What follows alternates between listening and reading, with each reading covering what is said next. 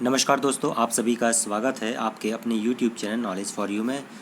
दोस्तों, district Umaria collector office में data entry operator की भर्ती आई हुई है और आज हम इसी के बारे में बात करने वाले हैं। तो वीडियो को शुरू करने से पहले आप सभी से कहना चाहूँगा कि यदि आपको मेरे वीडियो पसंद आते हैं तो प्लीज़ चैनल को सब्सक्राइब जरूर करिएगा और वीडियो को भी लाइक करें और शेयर करें। तो चलिए वीडियो स्टार्ट करते हैं। तो ये जो भर्ती है ज़िला उमरिया के कलेक्टर ऑफिस में आई हुई है। तो इस नोटिफिकेशन को देखने के लिए आप इसकी वेबसाइट पर जाइएगा, गूगल पर टाइप कीजिएगा कलेक्टर ऑफिस उमरिया। तो उसके बाद वहाँ पर जो लिंक देंगी umaria.nic.in, आप उस पर क्लिक कर दीजिएगा तो इस तरीके से वेबसाइट ओपन हो जाएगी। इस नोटिफिकेशन का लिंक आपको डिस्क्रिप्शन बॉक्स में भी मिल जाएगा, जहाँ से आप डायरेक्ट देख सकते हैं या फिर आप इसकी वेबसाइट पर जाकर डाउनलोड कर सकते हैं। तो जैसे ही ये वेबसाइट ओपन होगी, आप यहाँ पर देखेंगे राइट साइड में मोर लिखा हुआ है यहाँ पर। तो इस ऑप्शन पर आप जब क्लिक करेंगे तो आपको और भी ऑप्शन दिखाई देंगे। तो यहाँ पर आपको नोटिस का ऑप्शन आएगा, आप उस पर क्लिक कर दीजिएगा। एक बार फिर से जाइएगा वहीं पर। तो जब नोटिस पर आप क्लिक करेंगे तो यहाँ पर रिक्रूटमेंट ऑप्शन है, तो आप रिक्रूटमेंट ऑप्शन पर क्लिक कर दीजिएगा। तो जो भी रिक्रूटमेंट आई होंगी इस समय पर वो यहाँ पर नीचे यहाँ पर शो कर देगा। तो जैसे आप देख पा रहे होंगे कि यहाँ पर टाइटल लिया है और डाटा एंट्री ऑपरेटर भर्ती आई हुई है, 2 पोस्ट हैं। इसके बाद यहाँ पर स्टार्ट डेट दी गई है। स्टार्ट डेट है 2 जून 2020 से स्टार्ट हुई है और इसकी जो समाप्त तिथि है या एंड डेट है वो 1 जुलाई 2020 को, यानी फॉर्म भरने की अंतिम तिथि 1 जुलाई 2020 है। यहाँ पर नीचे लिखा है फाइल, यहीं पर आपको एक लिंक दी गई है जहाँ पर व्यू लिखा हुआ है। आप उस पर जब क्लिक करेंगे तो इसकी जो PDF फाइल है वो आपको डाउनलोड हो जाएगी। तो चलिए PDF फाइल को देखते हैं। तो दोस्तों, ये रही वो PDF file.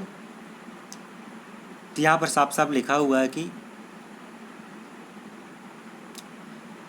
Data entry operator या कार्यालय सहायक के लिए जो भर्ती आई हुई है वो संविदा पर है और यहाँ पर 1 साल की संविदा रहेगी। यहाँ पर जो टोटल पोस्ट हैं वो 2 दी गई हैं, जिसमें से ये जो पोस्ट हैं, दोनों पोस्ट ये अनुसूचित जनजाति के लिए आरक्षित हैं। आप देख सकते हैं। तो अनुसूचित जनजाति में जो 2 पोस्ट हैं टोटल, और 1 पोस्ट पुरुष के लिए है और 1 पोस्ट महिला के लिए रहेगी। यहाँ पर इसी के बाजू में यहाँ पर शैक्षणिक योग्यता दी गई है। तो शैक्षणिक योग्यता क्या है, यहाँ पर 12th मांगी गई है उत्तीर्ण, और इसके साथ ही साथ आपसे MAP-IT द्वारा जो CPCT प्रमाण पत्र मिलता है वो भी यहाँ पर मांगा गया है। इसके बाद यहाँ पर अंतिम तिथि दी गई है। तो अंतिम तिथि जैसे कि मैंने पहले बताई है, अंतिम तिथि 1 जुलाई 2020 रहेगी।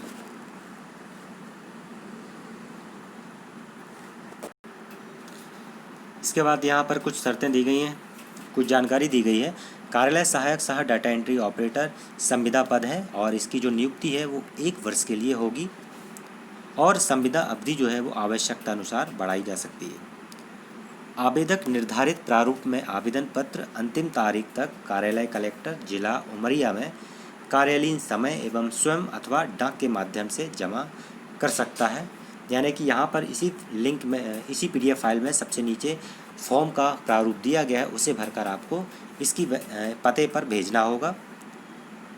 इसे या तो आप स्वयं जाकर भेज सकते हैं या फिर डाक के जरिए आपको ये भेजना होगा। लेकिन डाक से भेजने पर अगर कोई देरी होती है तो इसके लिए आप ही जिम्मेदार होंगे, यहाँ पर साफ साफ लिखा हुआ है। आयु सीमा जो मांगी गई है वो 1/1/2020 को मांगी गई है, यानी कि 1 जनवरी 2020 को आपकी न्यूनतम जो आयु है वो 18 वर्ष होनी चाहिए और अधिकतम 35 वर्ष जनरल वालों के लिए है, और जो भी आरक्षित श्रेणी में आते हैं उनके लिए अधिकतम आयु 40 वर्ष होगी। आवेदक मध्य प्रदेश का स्थायी निवासी होना चाहिए और उक्त पद हेतु जो वेतन दिया जाएगा वो 22,770 रुपये प्रति माह दिया जाएगा।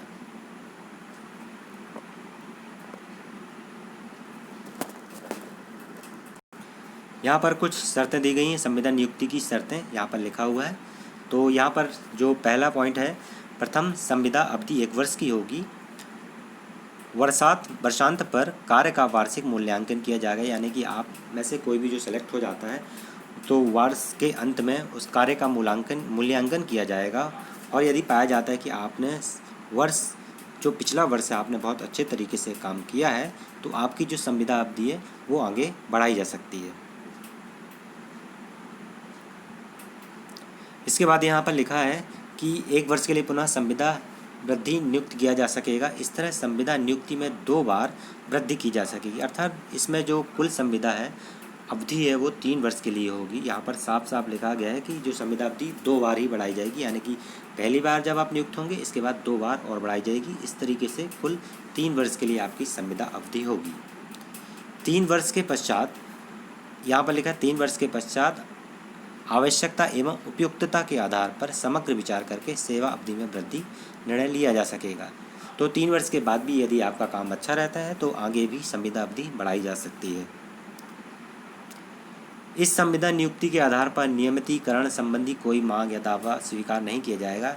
इसमें साफ साफ लिखा है कि यदि आप आगे चलकर इस पद के लिए नियमितीकरण या आप परमानेंट करने के लिए आवेदन करते हैं तो आपके किसी भी मांग या दावे को स्वीकार नहीं किया जाएगा। मानदेय या पारिश्रमिक, यहाँ पर मैंने बता दिया है कि आपका जो पद है कार्यालय सहायक या सह डाटा एंट्री ऑपरेटर, इसमें आपको 22,770 रुपये प्रति माह दिया जाएगा। यात्रा या दैनिक भत्ता, राज्य शासन के तृतीय श्रेणी कर्मचारियों के समान यात्रा एवं दैनिक भत्ता दिया जाएगा। चयन प्रक्रिया यहाँ पर दी गई है। तो शैक्षणिक योग्यता, मूल्यवास, जाति प्रमाण पत्र, आरक्षण और आयु की शर्त पूरी करने वाले आवेदक का चयन CPCT परीक्षा के कंप्यूटर प्रोफिशिएंसी में प्राप्त अंकों के आधार पर मेरिट तैयार की जाएगी। तो आपका जो यहाँ पर सिलेक्शन है वो सभी सर्टिफिकेट देखने के साथ ही साथ CPCT परीक्षा के जो कंप्यूटर प्रोफिशिएंसी में प्राप्त अंक हैं उसके आधार पर यहाँ पर मेरिट बनाई जाएगी। यानी कि आपके जो कंप्यूटर सेक्शन में जो नंबर आए हैं उसके आधार पर ही मेरिट बनेगी। CPCT के स्कोर कार्ड में 2 सेक्शन होते हैं। प्रथम सेक्शन कंप्यूटर का होता है और दूसरा सेक्शन नेट टाइपिंग का होता है, जो कि हिंदी और इंग्लिश की होती है। तो नेट टाइपिंग स्पीड के लिए हिंदी एवं अंग्रेजी दोनों में डाटा एंट्री ऑपरेटर के लिए क्वालिफाई होना आवश्यक है। यानी कि कुल मिलाकर आपको तीनों सेक्शन यहाँ पर पास होने चाहिए, कंप्यूटर सेक्शन और दोनों टाइपिंग। हिंदी एवं अंग्रेजी नेट टाइपिंग स्पीड में क्वालिफाई होने की स्थिति में मेरिट का निर्धारण कंप्यूटर प्रोफिशिएंसी में प्राप्त अंकों के आधार पर किया जाएगा। आगे लिखा है यदि 2 या अधिक आवेदकों के कंप्यूटर प्रोफिशिएंसी में समान अंक होंगे, यानी कि 2 या अधिक आवेदकों के कंप्यूटर में समान अंक होंगे तो हिंदी टाइपिंग अंकों के आधार पर मेरिट का निर्धारण होगा। हिंदी टाइपिंग में समान अंक होने पर अंग्रेजी टाइपिंग के अंकों के आधार पर मेरिट का निर्धारण किया जाएगा। तो यहाँ पर 2 या अधिक आवेदकों के यदि कंप्यूटर में नंबर एक जैसे हैं तो फिर हिंदी टाइपिंग यहाँ पर नंबर दिया गया है तो आप स्पीड मान सकते हैं, तो जिसकी भी स्पीड ज़्यादा होगी उसे ले लिया जाएगा। यदि यहाँ पर भी 2 लोगों की हिंदी में टाइपिंग एक जैसी होती है तो इसके बाद अंग्रेजी टाइपिंग है उसके आधार पर मेरिट बनाई जाएगी। मेरिट में 2 आवेदकों को कंप्यूटर प्रोफिशिएंसी हिंदी एवं अंग्रेजी नेट टाइपिंग सभी में समान अंक होने पर अधिकतम आयु वाले आवेदक को प्राथमिकता दी जाएगी। यहाँ पर एक शर्त और दी गई है कि 2 आवेदकों के जिसमें कि दोनों आवेदकों के सभी सेक्शन में नंबर समान हैं, कंप्यूटर में भी और टाइपिंग में भी सभी में अंक एक जैसे हैं, तो फिर उन दोनों में से जिसकी भी आयु अधिक होगी उसको सेलेक्ट किया जाएगा। इसके बाद और भी शर्तें दी गई हैं जिसे आप पढ़ लीजिएगा ध्यानपूर्वक। इसका लिंक आपको डिस्क्रिप्शन बॉक्स में दे दिया जाएगा, तो आप वहाँ से डाउनलोड करके देख सकते हैं।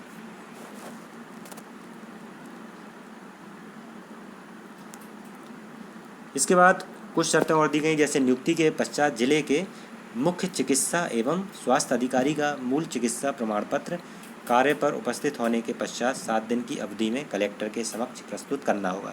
तो आपको यहाँ पर स्वास्थ्य सर्टिफिकेट देना होगा, मेडिकल सर्टिफिकेट देना होगा।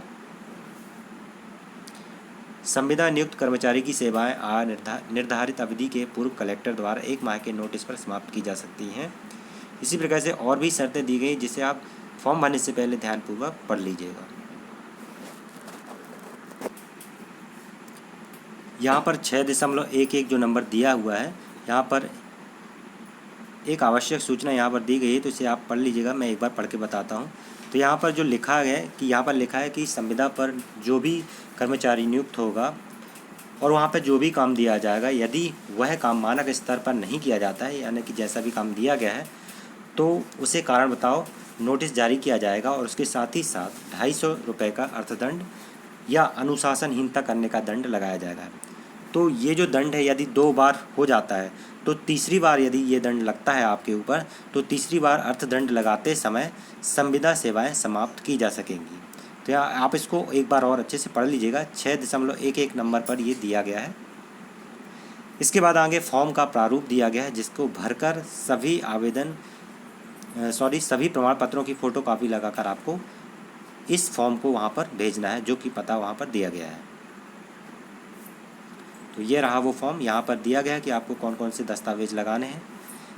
हाई स्कूल की अंक सूची लगानी है, जन्म तिथि के प्रमाण हेतु यानी कि 10th की अंक सूची, और इसके बाद 12वीं की अंक सूची लगानी है, CPCT का स्कोर कार्ड लगाना है, और मध्य प्रदेश के यदि आप मूल निवासी हैं तो उसका भी प्रमाण पत्र यहाँ लगेगा, और मध्य प्रदेश के सक्षम प्राधिकारी द्वारा जारी जाति प्रमाण पत्र भी आपको लगाना होगा।